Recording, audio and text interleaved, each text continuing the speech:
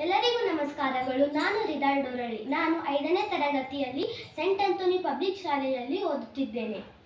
ನಮ್ಮ ದೇಶಕ್ಕೆ 1947 ಆಗಸ್ಟ್ 15ರಂದು ಸ್ವಾತಂತ್ರ್ಯ ಸಿಕ್ಕಿತು. ಈ ಸ್ವಾತಂತ್ರ್ಯಕ್ಕಾಗಿ ನಮ್ಮ ದೇಶದ ಮಹನೀಯರು ತಮ್ಮ ಜೀವನವನ್ನು ತ್ಯಾಗ ಮಾಡಿದ್ದಾರೆ. ಅದರಲ್ಲಿ ಸರೋಜಿನಿ ನಾಯ್ಡು ಕೂಡ ಪ್ರಮುಖರು. ನಾನೀಗ ಸರೋಜಿನಿ ನಾಯ್ಡು ಅವರ ಕುರಿತು 2 ಮಾತುಗಳನ್ನು ಆಡುತ್ತೇನೆ. ಭಾರತ ಕೋಗಿಲೆ ಎಂಬುವ ಹೆಸರಿನಿಂದ ಪ್ರಸಿದ್ಧಿಯಾದವರು ಸರೋಜಿನಿ ನಾಯ್ಡು ಅವರು.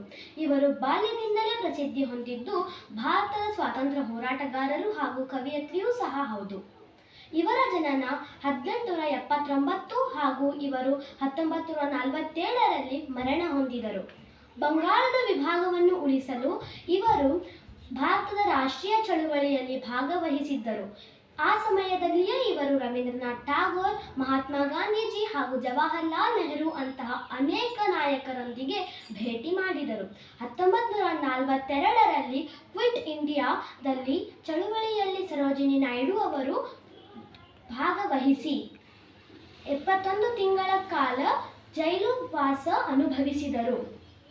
1904 ಆರಂಭಗೊಂಡು ನಾವು ಸರೋಜಿನಿ ನಾಯ್ಡು ಅವರನ್ನು ಹೆಚ್ಚು ಜನಪ್ರಿಯ ಆಗಿ ವಾಗ್ಮಿಯಾದರು. ಭಾರತದ ಮಹಿಳೆಯರನ್ನು ಎಚ್ಚರಗೊಳಿಸಲು ಸರೋಜಿನಿ ನಾಯ್ಡು ಅವರು ಅನೇಕ ತ್ಯಾಗಗಳನ್ನು ಮಾಡಿದ್ದಾರೆ. ಮಹಿಳೆಯರು ಅಡುಗೆ ಮಾಡಲು ಮಾತ್ರ ಸೀಮಿತರಲ್ಲ, ಅವರು ಈ ಅಡುಗೆ ಮನೆಯಿಂದ ಹೊರಗೆ ಬಂದು ಎಲ್ಲ ಪ್ರಪಂಚವನ್ನು ನೋಡಬೇಕು ಎಂದು ಭಾರತದ ಮಹಿಳೆಯರನ್ನು ಎಚ್ಚರಗೊಳಿಸಿದ್ದಾರೆ. ಸಿವಿಲ್ ಅವಿಧೇಯತೆಯ ಮೂವ್ಮೆಂಟ್ಸ್ನ ಬಳಿಕ ಚಳುವಳಿಯಲ್ಲಿ ಸರೋಜಿನಿ ನಾಯ್ಡು ಅವರು ಭಾಗವಹಿಸಿ ಮಹಾತ್ಮ ಗಾಂಧೀಜಿ ಮುಂತಾದ ಅನೇಕ ನಾಯಕರೊಂದಿಗೆ ಜೈಲಿಗೆ ಹೋದರು.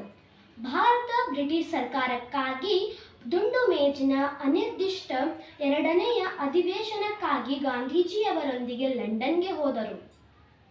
ಆ ನಂತರ ಕಾಂಗ್ರೆಸ್ನ ನೀತಿಗಳನ್ನು ಬೆಂಬಲಿಸಿದರು. ಮೊದಲು ವೈರಾಗ್ಯ, ನಂತರ ಮಿತ್ರ ರಾಷ್ಟ್ರದ ನೀತಿಗಳನ್ನು ಬೆಂಬಲಿಸಿದರು. ಇಂತಹ ವೀರ ಮತ್ತು ಧೀರ ಮಹಿಳೆ ನಮ್ಮ ಸರೋಜಿನಿ ನಾಯ್ಡು ಅವರು. ಈಗ ನಾನು ಸರೋಜಿನಿ ನಾಯ್ಡು ಅವರ ಕುರಿತು ಅವರು ಬರೆದಿದ್ದ ಒಂದು ಕವಿತೆಯನ್ನು, ಆಂಗ್ಲ ಕವಿತೆಯನ್ನು ನಾನು ಈಗ ಹೇಳುತ್ತೇನೆ. Where the voice of the wind calls a wandering feet through echoing forest and echoing street, with lutes in the hand they were singing we roam, all men are our kindred, the world is our home. ಈ ಕವಿತೆಯಿಂದ ನಾವು ತಿಳಿಯುವುದು ಏನೆಂದರೆ, ಮೊದಲಿನ ಕಾಲದ ಸಂಗೀತಗಾರರು ತುಂಬ ಉತ್ತಮರಾಗಿದ್ದರು. ಅವರಿಗೆ ಈ ಜೀವನದಲ್ಲಿ ಯಾರೂ ಇರಲಿಲ್ಲ. ಆದರೂ ಅವರು ಯಾವುದೇ ಕನಸು ಹಾಗೂ ಏನೂ ಮಾಡದೆ ತಮ್ಮ ಜೀವನವನ್ನು ತಾನೇ ಉಳಿಸಿಕೊಂಡಿದ್ದರು. ಇದು ಈ ಕವಿತೆಯ ನೀತಿಯಾಗಿದೆ.